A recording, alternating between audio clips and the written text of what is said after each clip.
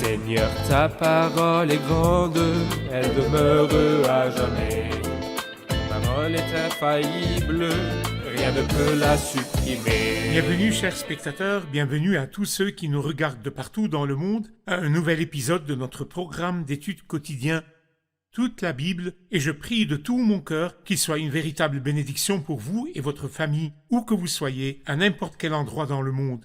Je prie que ce programme vous ouvre les yeux à la grandeur de la parole de Dieu présente dans la Bible sainte. Nous sommes arrivés dans notre étude, dans ce programme, au livre de Néhémie, chapitre 9. Le livre de Néhémie est l'un des livres historiques de l'Ancien Testament. Je voudrais, avant de commencer notre étude, accueillir les serviteurs du Seigneur qui nous honorent de leur présence. Frère Nahamia Nathan, bienvenue. Merci Frère beaucoup. Isaac Elia, bienvenue. Merci beaucoup. Je voudrais aussi accueillir nos invités qui sont avec nous, bienvenue. Frère Nahamia, nous avons terminé le chapitre 8 dans l'épisode précédent, et le chapitre 8 s'est terminé avec des paroles sur une fête appelée la fête des tentes. C'est vrai. Nous avons lu que les gens restaient sous des tentes et que la fête durait pendant 7 jours. Avant de commencer le chapitre 9, je voudrais que vous nous donniez un aperçu de la fête des tentes. Qu'est-ce que la fête des tentes? Nous avons vu dans le chapitre 8 comment l'assemblée entière s'est tenue devant le Seigneur et le livre de la loi leur a été lu et ils les ont aidés à comprendre la loi du matin jusqu'au milieu de la journée. Mais le jour suivant, les chefs ou les anciens se sont réunis et les dirigeants du peuple aussi avec Esdras pour qu'il leur explique plus sur la loi. Et Esdras les a aidés à comprendre.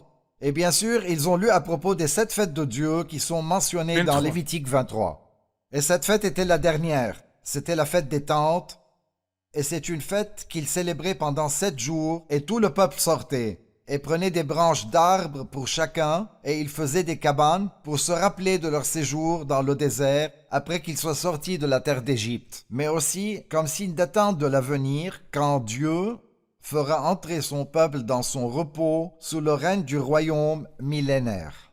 Et vous vous rappellerez Pierre, quand il a vu sur le mont de la transfiguration la scène de la gloire du Christ. Sa gloire resplendissait avec une grande force et avec gloire. 3 Et tentes. Pierre a dit, nous ferons 3 tentes. C'est comme s'il était affecté par le sens de la fête des tentes dans la pensée de la personne juive. Mais en fait, le peuple qui est retourné de l'exil au temps de Néhémie, nous lisons qu'ils ont célébré la fête des tentes dans le verset 17, 8-17. Toute l'assemblée des Juifs revenus de déportation a fait des cabanes et ils y ont habité. Et après, il dit ceci. Depuis l'époque de Josué, fils de Nun, jusqu'à ce jour-là, les Israélites n'avaient jamais célébré une pareille fête. Bien que dans Esdras 3, verset 4, nous lisons qu'ils ont gardé la fête des tentes comme il est écrit. Mais l'idée est que la fête des tentes qui a été célébrée au temps de Néhémie se distinguait par 3 choses Qu'est-ce qu'elles étaient? qui n'existaient pas avant cela. D'abord, il dit « Toute l'assemblée a fait des cabanes », ce qui veut dire que toute l'assemblée participait l'assemblée. dans la fête des tentes. Deuxièmement, il y a eu de très grandes réjouissances. Leur retour à la parole de Dieu a été associé à cette grande réjouissance. Troisièmement, on a lu dans le livre de la loi de Dieu chaque jour, depuis le premier jusqu'au dernier, on a fait la fête pendant 7 jours. Et le 8e, il y a eu une assemblée solennelle conformément à la règle. Donc ce que je comprends de vos paroles est qu'il ne voulait pas dire que cet événement n'est pas arrivé depuis le temps de Josué comme événement, mais il n'a pas été fait de cette façon qui est liée aux 3 choses dont vous nous avez parlé. C'est cela. Frère Isaac, quel est le sujet du chapitre 9? De quoi nous parle le chapitre 9? Il nous parle d'un renouveau qui vient sous forme de prière. C'est comme une prière de confession. Et le livre de Néhémie se distingue par le fait qu'il commence par une prière brève, mais au chapitre 9, nous voyons une prière longue, prolongée. Mais dans tous les cas, que ce soit une prière courte ou longue, ce n'est pas important. Mais ce qui importe est que chacune des prières était convenable pour son temps. C'est une prière liée au renouveau, où les gens confessent leurs péchés. Les Israélites se sont rassemblés pour un jeûne, habillés de sacs et couverts de poussière. Les Israélites de naissance se sont séparés de toutes les personnes d'origine étrangère et se sont présentés pour confesser leurs propres péchés ainsi que les fautes de leurs ancêtres. Ceci est le bon début d'un renouveau. Le mot renouveau veut dire qu'il y a quelque chose qui a besoin d'être ravivé. Bon, je vous dirai quelque chose et corrigez-moi. Le renouveau veut dire appeler un prédicateur et un chanteur et d'avoir des réunions pendant une semaine ou deux et appeler cela un renouveau? Est-ce là le sens biblique d'un renouveau? C'est une bonne chose d'appeler un prédicateur et d'amener un chanteur, ce n'est pas quelque chose de mal. Mais ce n'est pas le concept biblique du renouveau. Quel est le concept Le biblique concept du renouveau? biblique du renouveau est de revenir à la Bible, de revenir à la loi, et de nous évaluer d'après la loi, et de voir quel est notre état à la lumière de la parole de Dieu. Et quand chacun de nous vit d'après ce qu'enseigne la Bible, c'est là le vrai renouveau. Le renouveau n'est pas fait par une personne. Dieu y utilise des personnes, mais Dieu est celui qui fait le renouveau. Et le renouveau est dans les cœurs des gens et pas dans leur apparence. Donc, l'important n'est pas l'apparence extérieure, que ce soit dans la prédication ou le chant ou le ministère. Mais l'important est que les cœurs soient affectés pour retourner au Seigneur. Donc c'est un renouveau intérieur dont le résultat apparaît à l'extérieur. Exactement. Et nous avons beaucoup de chapitres dans la Bible qui nous montrent la prière d'intercession qui est liée à l'état de renouveau. Comme en plus de Néhémie 9, nous pouvons dire Esdras 9 et Daniel 9, et nous pouvons aussi ajouter Jérémie 14. Ils étaient des hommes de Dieu comme Néhémie. Ils se sont unis au peuple et ils sont allés devant Dieu et ont demandé pour le peuple. Mais voici une belle addition. Le peuple lui-même, et Néhémie inclus, a confessé de ses mots. Ils ont commencé à parler au Seigneur dans cette prière prolongée et nous la verrons en détail. L'histoire du début jusqu'à la fin. Ils ont justifié Dieu et ils se sont condamnés. Condamnés eux-mêmes. Très bien. Nous ferons une pause et nous reviendrons avec une question de nos invités. Chers spectateurs, nous nous reverrons après la pause. Restez branchés.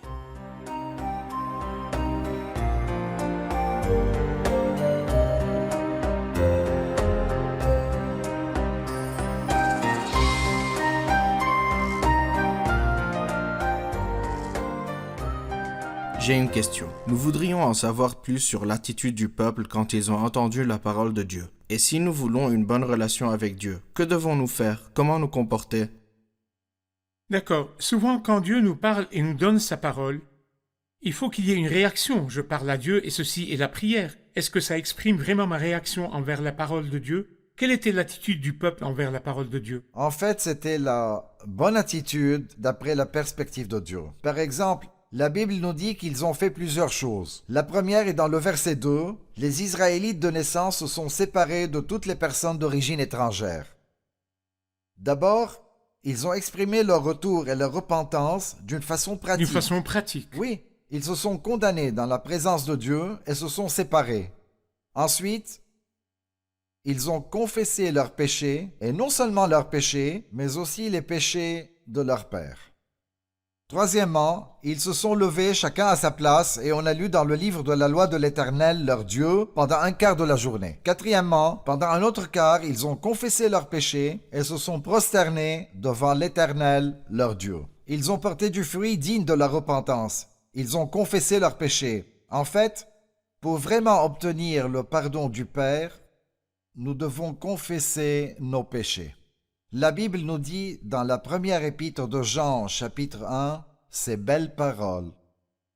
Il dit, si nous disons dans le verset 8, 1 Jean 1, 8, si nous disons que nous n'avons pas de péché, nous nous trompons nous-mêmes et la vérité n'est pas en nous. Si nous reconnaissons nos péchés, il est fidèle et juste pour nous les pardonner et pour nous purifier de tout mal. De tout mal. Donc, confesser mon péché veut dire partager l'attitude de Dieu vis-à-vis de mes péchés. Nous condamner nous-mêmes et nous tenir du côté de Dieu. La Bible témoigne que Dieu est un Dieu saint et que ceux qui se rapprochent de lui se sanctifieront. Que veut dire le fait que nous sommes des saints? Les croyants sont des saints. Est-ce que ça veut dire que nous devenons sans péché? Non. La Bible parle des hommes saints de Dieu qui ont justifié Dieu quand ils ont péché, et se sont jugés eux-mêmes, et ont confessé leurs péchés, et se sont tenus du côté de Dieu contre eux-mêmes. C'est ce que le peuple a fait. Ce que je comprends de vos paroles est que ces personnes n'ont pas seulement prié comme réaction devant Dieu, mais ils ont pris des décisions de réforme dans leur vie. Et ma vie doit porter des résultats ou des fruits dignes de la repentance. Oui. Sans ça, ma prière sera sans fruit, inutile. Exactement. Mais ils se sont aussi accrochés à la parole de Dieu. Très bien. Frère Isaac, je voudrais votre commentaire sur cette prière longue Nous n'avons pas assez de temps dans l'épisode pour la lire, mais je voudrais m'arrêter à certaines phrases dedans. J'espère que nos téléspectateurs la liront. Nous lirons en fait jusque quelques versets rapidement. Levez-vous, bénissez l'Éternel votre Dieu. Il existe d'éternité en éternité. Que l'on bénisse ton nom glorieux. Il dépasse ce que toute bénédiction et toute louange peuvent en exprimer. Ils ont commencé par bénir Dieu, et ils ont offert leur louange.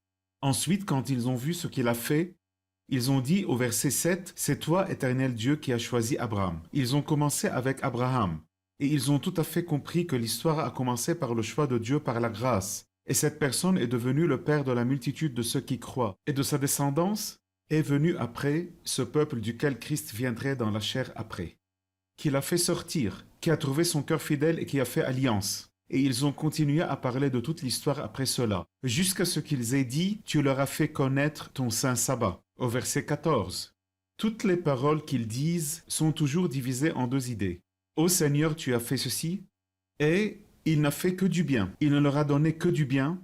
Et nous, Seigneur, nos pères et nous, malheureusement, nous avons fait l'opposé. » Nous avons fait Le l'opposé. contraire. Tant et si bien qu'ils ont résumé cela en une petite phrase au verset 33. « Pour ta part, tu as montré ta justice dans tout ce qui est arrivé, car tu as fait preuve et fidélité alors que nous avons été coupables. » Donc si je dois résumer cette prière, elle est au verset 33. « Tu as montré ta justice dans tout ce qui nous est arrivé, car tu as fait preuve de fidélité alors que nous avons été coupables. » La prière est longue, mais cette phrase est brève. Ils ont continué à faire ça. Donc si nos téléspectateurs veulent étudier cette prière, ils peuvent la diviser en deux colonnes. Ils peuvent mettre d'un côté la situation et voir le peuple ou l'histoire par exemple. Abraham, qu'est-ce que Dieu a fait avec Et qu'est-ce lui? qu'Abraham Qu'est-ce qu'il a fait? Au temps de Moïse, qu'est-ce que Dieu a fait? Qu'est-ce qu'ils ont fait? Après cela, au temps des juges, qu'est-ce que le Seigneur a fait? Et qu'est-ce qu'ils ont fait? Vous arriverez à la conclusion, à la Vous fin, arriverez qu'il à la trahissait conclusion. toujours alors qu'il était toujours fidèle. Et la vérité est que ceci est l'histoire de l'homme. Le livre de Néhémie n'est pas juste l'un des livres historiques. Historiquement, c'est le dernier livre historique. Et donc, il nous donne le but d'écrire l'histoire. Et c'est de nous révéler que l'homme est un échec à 100%, alors que Dieu est juste à 100%. Et qu'il n'y a pas de solution excepté le Sauveur. Et c'est là l'introduction qui nous mènera au Christ dans le Nouveau Testament. Très bien, très bien. Ce sont de si belles paroles. Frère Nahamia, pour continuer l'idée de frère Isaac, je veux dire, si nous voulons dire que l'histoire du peuple dans toutes ses interactions avec Dieu était une trahison constante, alors que Dieu était constamment fidèle. Oui. Il y a peut-être deux versets qui résument cette relation et cette histoire. Il dit dans le verset 25, « Ils ont mangé à satiété au point même de grossir et ils ont vécu dans les délices grâce à ta grande bonté. Pourtant, ils se sont soulevés et révoltés contre toi. Ils ont délibérément ignoré ta loi. » Et donc ceci veut dire qu'ils méritaient aussi un châtiment constant. Mais nous sommes surpris parce que Dieu les a ramenés de l'exil et les a aidés à reconstruire la muraille et à construire le temple. C'est clair ici qu'il plaisait à Dieu. Qu'est-ce qui est arrivé pour que Dieu se détourne de sa colère et leur donne tout ce succès? La vérité est que ils étaient sous la loi, n'est-ce pas? Très bien. Et d'après la loi, qu'est-ce que ce peuple méritait? La mort. Il méritait toutes les malédictions de la loi et les châtiments de la loi, n'est-ce pas? Très bien. Mais regardez le verset 32. Ils ont compris. Et ils ont dit, « Maintenant notre Dieu, toi qui es le Dieu grand, puissant et redoutable, qui garde ton alliance et ta bonté. » Donc Dieu garde son alliance avec les pères et les promesses envers les pères qu'il a faites à Abraham, Isaac et Jacob. Mais d'un autre côté, Dieu s'est occupé d'eux d'après le principe de sa grâce. En fait, il a toujours toléré leurs habitudes, il a toléré leurs déviations entre autres. Pourquoi? Parce que Dieu a un but en vérité. Donc, ce peuple-là, ou je dirais le royaume d'Israël, les 10 tribus, ont été prises en captivité en Assyrie. Est-ce que les 10 tribus sont revenues de l'exil? Pas du tout. Mais ces 2 tribus en particulier, il y avait un but divin pour elles dans leur retour à Jérusalem. Car il devait y avoir un peuple à Jérusalem. Dans quel but? Dites-nous, quel est le but? Parce que Dieu allait envoyer son Fils. Et cela, d'après ce qui est écrit, mais lorsque le moment est vraiment venu, Dieu a envoyé son Fils, né d'une femme, né sous la loi. Il fallait que la prophétie se réalise. Et toi, Bethléem, terre de Juda, tu n'es certes pas la plus petite parmi les principales villes de Juda, car de toi sortira un chef qui prendra soin d'Israël, mon peuple. Christ devait venir De la descendance de David. de la descendance Et de la tribu David. de Juda. Et il devait être le fils de David et le fils d'Abraham. C'est pour cela que ce peuple a dû retourner à la terre. Donc Juda devait retourner de l'exil de Babylone pour que Christ vienne d'eux dans la terre d'Israël. Exactement. C'est une chose très encourageante pour nous aujourd'hui de savoir que Dieu, dans sa grâce souveraine absolue, est arrivé à son but final malgré l'échec de l'homme. Mais je pense que le peuple connaissait sa faute, et jusqu'à ce que la terre prenne son sabbat, et ils Exactement. ont justifié Dieu, et durant l'exil, ils étaient dans un état de grande détresse, et la manifestation de la repentance s'est montrée chez le peuple. C'est pour cela que Dieu devait accomplir son but pour eux et les ramener. Qu'est-ce que vous en pensez? Malheureusement, le renouveau n'a pas duré longtemps. Comme tous les renouveaux, quand le vaisseau que Dieu utilise dans le renouveau disparaît, sa puissance diminue graduellement et le renouveau se termine. Mais malgré tout cela, Dieu doit accomplir son but et Christ doit venir, le Seigneur viendra à son temple. Très bien. Nous ferons une pause et nous reviendrons pour prendre une question de nos invités. Chers spectateurs, nous nous reverrons après la pause. Restez branchés. Nous avons lu dans le livre de Néhémie que Néhémie a prié autour de 8 fois immédiatement, car il savait que Dieu a le contrôle sur ce qui arrive. Il est toujours présent et il entend les prières. Voici certaines des occasions où Néhémie a prié. Nous lisons dans Néhémie 1:4 comment il a prié après avoir entendu les mauvaises nouvelles concernant l'état du peuple et de la ville de Jérusalem. Il a déclaré dans sa prière la sainteté de Dieu et a confessé les péchés et a demandé une aide spéciale pour paraître devant le roi. Concernant ce que la prière a accompli, elle a fait entrer Dieu dans les plans de Néhémie et ses préoccupations, et elle a préparé le cœur de Néhémie et a donné à Dieu la chance de travailler.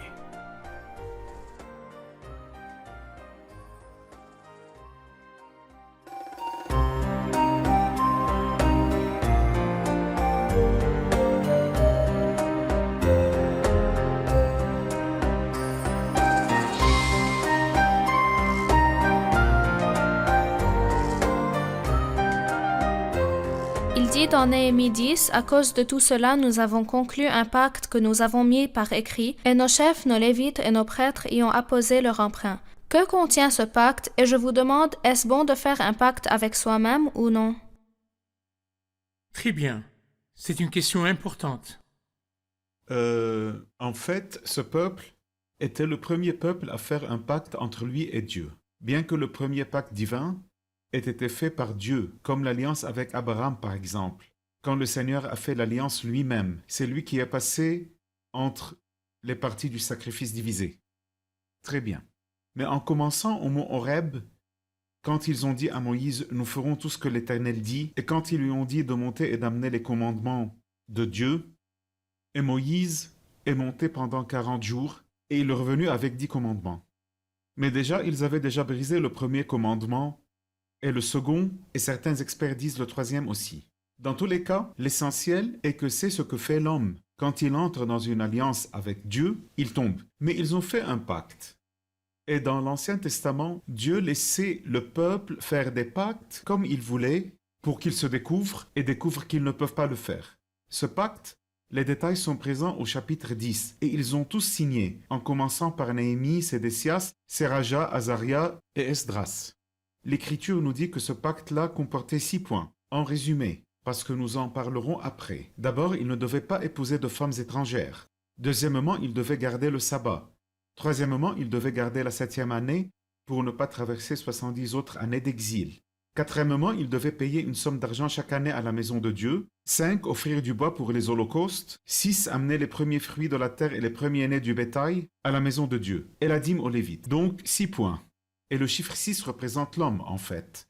Et c'est comme si ce pacte avait été fait avec la marque du déficit et de l'imperfection. Le chiffre 6 n'est pas le chiffre de la perfection. Le 7, c'est la perfection. Mais de toute façon, ils ont fait un pacte eux-mêmes pour découvrir de nouveau, comme l'a dit notre frère Nahamia. Après cela, tout renouveau diminue, quelque chose arrive.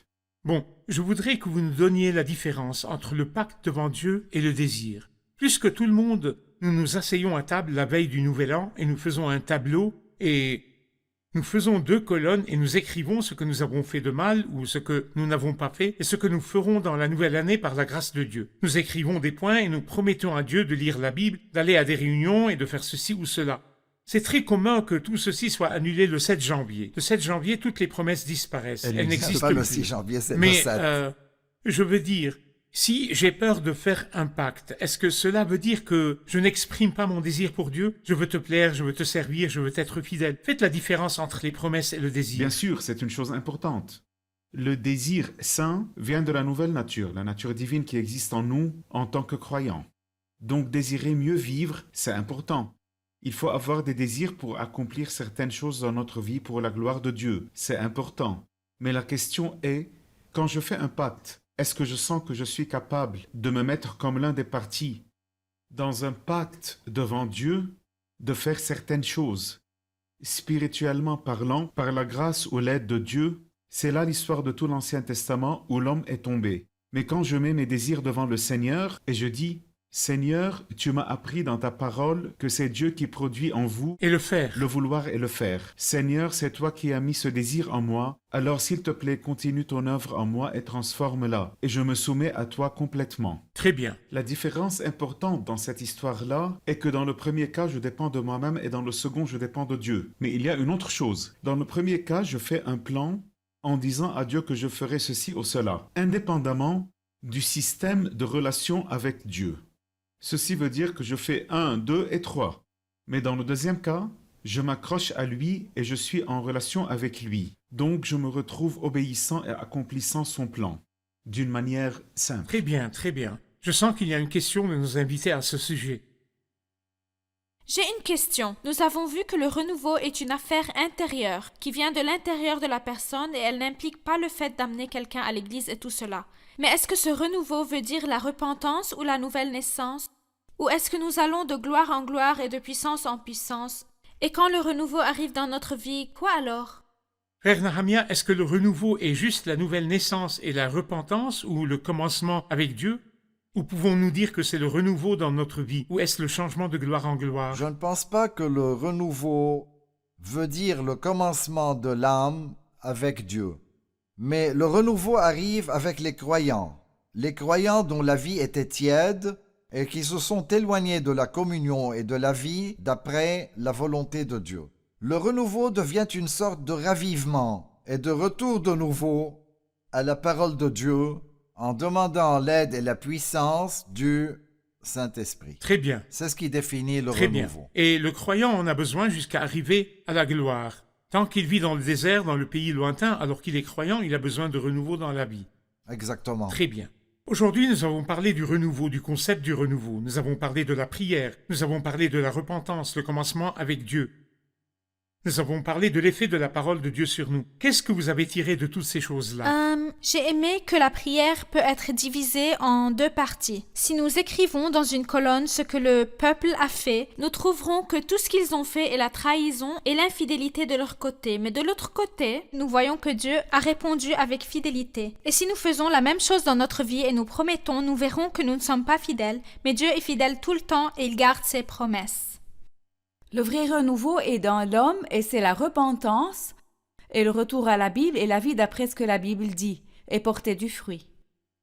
J'ai beaucoup aimé que chaque fois que le peuple est retourné chez Dieu, il savait dans son omniscience qu'ils seraient faibles de nouveau et qu'ils dévieront de nouveau. Malgré cela, il a accepté leur repentance et a commencé avec eux depuis le début. Et il fait de même avec Très nous. bien, que Dieu vous bénisse. Merci, nous continuerons notre discussion dans le prochain épisode. Merci, serviteur du Seigneur. Merci. J'attends le prochain épisode avec impatience pour terminer le livre de Néhémie. Ce grand livre est pour en tirer des leçons. Merci beaucoup. À À vous aussi. Chers spectateurs, c'est là l'histoire de l'homme. Non seulement du peuple de Dieu, l'histoire de l'homme en général. Il ne peut pas être stable dans une alliance avec Dieu. L'homme est faible. L'homme échoue en tout point. Nous avons besoin de la grâce qui s'occupe de notre déficit et de notre faiblesse, la grâce qui ne nous a rien demandé de faire pour hériter de la vie, excepté une seule chose seulement, de croire en ce que Christ a fait sur la croix. Christ a fait tout le travail sur la croix quand il a dit « tout est accompli ». Et tout ce que vous devez faire, chers spectateurs, est d'accepter cette œuvre par la foi et de lui dire merci pour ce que tu as fait pour moi. Tu as accompli l'œuvre parfaitement quand tu as payé pour le péché. Seigneur, je t'accepte. Je t'accepte et j'accepte ton sacrifice. Tu es le grand sacrifice qui est mort pour moi sur la croix. Protège-moi avec la puissance et l'efficacité de ton sang qui a été versé sur la croix. Je vous assure qu'à ce moment, vous aurez la vie éternelle, la vie du Dieu éternel. Je vous revois dans le prochain épisode, le dernier épisode dans le livre de Néhémie. Que Dieu vous garde.